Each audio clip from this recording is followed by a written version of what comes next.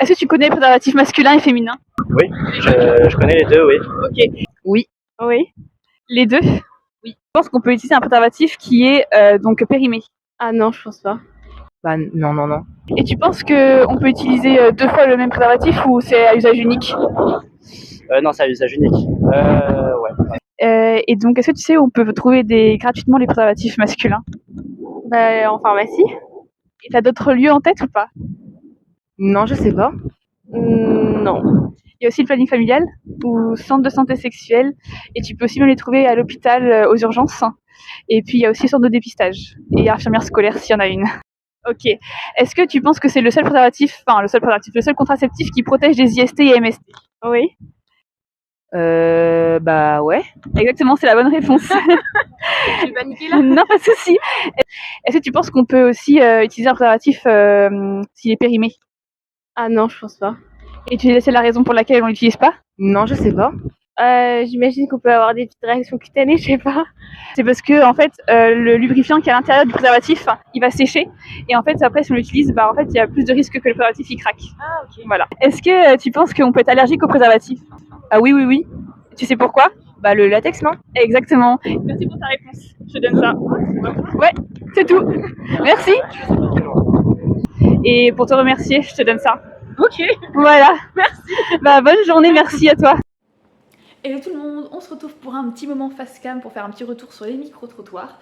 J'espère que ces vidéos vous ont plu, moi j'ai pris beaucoup de plaisir à les re-regarder pour faire le montage des vidéos.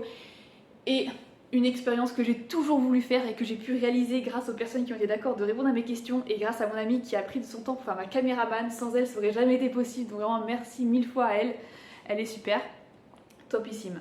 Voilà, c'est une expérience que j'ai vraiment adoré faire parce que c'était très diversifié. C'est-à-dire que j'ai pu interviewer des filles, des garçons, tranches d'âge différents, donc collège, lycée, études sup. En plus, en études sup, c'était des filles qui faisaient des études dans le médical, donc c'était vraiment super génial. On a pu discuter, adapter, moduler mes questions, c'était vraiment top. Et j'ai pu en fait voir beaucoup de personnes parce que je suis passée de la place Strasbourg à Brest jusqu'à la place de la Liberté en passant par Jaurès. C'était vraiment top.